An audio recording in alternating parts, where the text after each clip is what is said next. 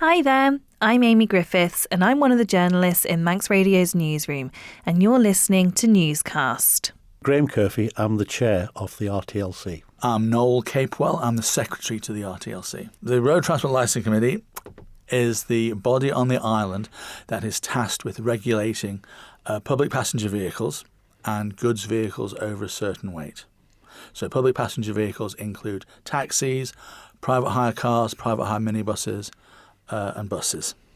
So how then on the Isle of Man are taxi fares set? The legislation gives the RTLC power to set the tariffs, which are the maximum fares that a taxi or someone using a fare meter can charge. Now, there are two tariffs.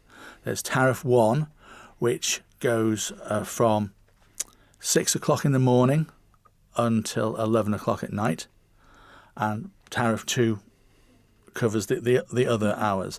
Now, Tariff 2 is a higher tariff, and Tariff 2 can also be used on certain bank holidays and Christmas Day. I think from 6 o'clock on Christmas Eve and 6 o'clock on New Year's Eve as well. Who sets those fares then? How are they decided? Well, the RTLC puts feelers out to the trade and any representative bodies to ask. We tend to do it every year, but there's no strict timetable on when we do it. It can be done at any time, and we ask the trade for submissions and proposals about what they would like to see in the tariff, whether they'd like any changes or whether they'd like it to remain the same. So we wait for those responses to come in, and then the RTLC, which is the committee itself, they're not civil servants, they're private individuals, and they meet on average once or twice a month. And at a meeting, I will collate all the responses, put them to the committee, and then the discussion will be had and a decision on the tariff will be reached. And for example, so this year the tariffs are going to be going up? It comes into force on April 22nd, and it's only Tariff 1 that's increasing. It's increasing by 20p at the flag drop, which is basically at the beginning of the journey once you get in. Now, the important thing to remember about the tariffs are that all taxi, if you get picked up from a taxi rank or you hail a taxi down the street, they must use the tariff. They must use the taxi meter by law. It's an offence not to. And also the tariff is the maximum they can charge. So if the tariff says £10.50 and the driver goes, oh, just give me a tenner, that's fine. If the tariff says £10.50 and the driver says, give me 11 quid, that's an offence. And that is, I think, at the crux of what this Facebook post was about, isn't it? And the idea that there does seem to be a small minority of drivers who are potentially picking up punters off the street, getting them in the cab and saying, OK, well, I'll charge you X amount to get you to wherever it is that you're going, which is then considerably more than it would be if it had been metered. And that's the accusation that's been put out there. And so is that something that you as the RTLC are aware of and have heard about as well? We hear rumours, but the main issue is without a complaint to us and without evidence attached to that complaint, there's nothing that we can do. And if you're in a taxi and you ever feel like you've been overcharged, the best things to do are ask for a receipt from the driver, or if you've paid by your phone, there'll be some mechanism to prove how much you paid. It would be very helpful if you could ask the driver to see his identification badge, which will give him his unique driver number. And admittedly, that could be confrontational, so some people might not want to do that. But certainly, once you get out of the vehicle, if you can note down the vehicle registration, because if you can give us the registration, then and the time of the journey and where it started and where it finished, then we can go and investigate and hopefully work out whether the fare they charged you was egregious or not. Because, Graham, how difficult is it to investigate these kind of incidents without that sort of information? Well, you've always got the situation in these cases where he said, she said, they said, I said, we said, and that is no good to anybody. The evidence, everything has to be evidence based. If we take action against somebody, then they always have the right to go to the Deputy High Bailiff for an appeal. And if then we're into the court of law part. So if we haven't got all the evidence to hand that we can prove without shadow of doubt what's happened, then we're wasting our time. Because what can the RTLC do? I mean, how can it enforce these rules, or can it? Yes, we can. There are certain functions within the Act where we can suspend or we can revoke licences if taxi drivers and or operators break the law. I mean, ultimately, the Road Transport Act 2001 states that all a PPV driver, that's public passenger vehicle driver, so a taxi driver, must be a fit person. And the committee uses a definition from a High Court judgment, McCall versus Rushcliffe Borough Council. Then the year escapes me. But basically, it says that a driver must be honest and mentally fit and physically fit. But basically, the honest bit. So if they're overcharging their passengers and not being honest, are they still a fit person? Mm. And that is one approach the committee would use to either suspend or revoke that driver's driver licence. And within this Facebook post, it did say that the person who posted it, they wanted to remain anonymous, but they said that they felt like not enough was being done to try and clamp down on this as an issue. How do you respond to that? Do you feel like enough is being done? Well, from that point of view, I'm not quite sure what they think should be done. If we put an inspector at the taxi ranks, then obviously everybody getting into a taxi will be on the meter.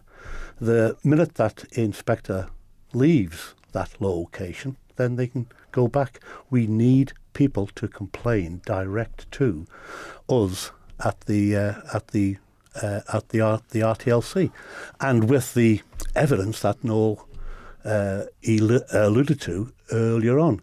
And then we can take action. We can't take action on a social media post or on hearsay or anything like that. We need the customers to complain to us. And the thing that's important to remember as well is there's a difference too between a taxi that you hail on the street or jump into at a taxi rank compared to a private hire vehicle, for example, isn't there? And it's important to note those differences. Yeah, so a apply for hire taxi, it will have a multicoloured or a plate on the back with different segments with different colours indicating the district they are entitled to apply for hire in. Off the top of my head, I think the Douglas and East is green. The airport or Maloo is blue. The south is yellow, and I think the northwest is red, or maybe that's the other way around. But anyway, without that plate on the back, they should not be on taxi ranks. They should not be stopping to pick people up off the street. If it's a private hire car, they will have a little yellow rectangular plate in the front windscreen. Now, it's important to remember that a apply for hire taxi can do private hire work as well, but the reverse is not true. A solely private hire car cannot sit on the ranks. The other thing to remember is that the private hire car has to be pre-booked. And at the stage of pre-booking, that's when you can agree the price for the journey that you are booking. And that is agreed before you actually start the journey. Either booking or when you first get into the car. And it's perfectly fine for the driver to suggest, do you mind if we use the meter? As long as you agree with it, that's fine. So I suppose then, what would be your main advice to anybody who's getting into a taxi, and I suppose particularly if they're concerned that they've been misquoted a price for their journey? If they actually go through with the journey and complete it, always have a record of what you've paid, be that a receipt or some record on your phone. Because you can ask for a receipt as well, can't you? Again, Yes. which is something I think not many people know. I certainly didn't.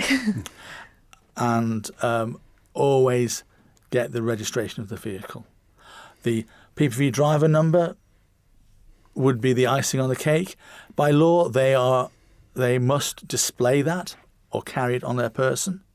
So some people have it, stuck on their dashboard. So it with some drivers it is inside. If you want to ask for them, they have to show it to you. But I understand some people might, back off from that. So getting the registration of the vehicle is just as good. The important thing is to get out there that the Road Transport Licensing Committee exists. It is the body that regulates taxis and other public passenger vehicles. The email address is rtlc@gov.im. And if you send an email to us, we might not respond immediately, especially today when I'm not in the office, but we will respond to all emails. What happens if, for example, somebody makes a complaint about this, it goes through the proper procedures and it's found that they were in fact overcharged for their journey? Are they able to be compensated for that? What is the process for it? What happens in that sense? Unfortunately, the legislation doesn't allow the RTLC or probably even indeed the police to compensate the passenger or reimburse the passenger, if you will. Now, I think the RTLC would always encourage, especially if the driver admits to doing it, which has happened before, the RTLC would always encourage the driver to reimburse the passenger, because it's I've been doing this job for 14 years, and when overcharging occurs, it's not always malicious. Sometimes it does happen. Accidents do happen.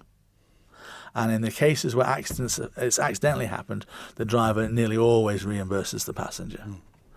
So there is that. But other than that, it would be up to if there's evidence that proves that overcharging has taken place, the RTLC would hold a hearing with the driver. And depending on whether the driver admits to it or not, then we would have to see what would happen. But as I think we said before, the ultimate sanctions are potential suspension of driving licence or even revocation. And how does the meter itself work then? Because there are also some other extras that can be included outside of the tariff, aren't there? So what are they? How do they work? And how can they be applied? So the there are three main extras, and they are for people in addition to the person hiring the vehicle, so any extra passengers, and also any suitcases or similarly large items that go in the boot. And the new tariff, which is coming into effect on 22nd of April, it's going to be charging 80p for an extra person or 80p for a suitcase. And what happens in those circumstances is when you get into the vehicle, the driver will press the extras button, and the extra increments go up in 40p, sets of 40p on the new tariff. So if you're a single person with one suitcase, the driver presses that twice and 80p gets added to the tariff. I mean, it must be stressed that these are optional extras.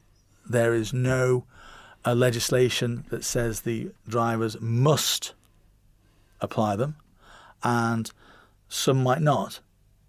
It's totally the driver's discretion, but they have every right to. I think that's the important thing to remember. And the other extra is for picking up at the airport, there's a £2 extra fee. And is there any way to prove if those have been added incorrectly, for example, or, and not even, I'm not suggesting intentionally malicious, but just is there any way of being able to prove what has been added?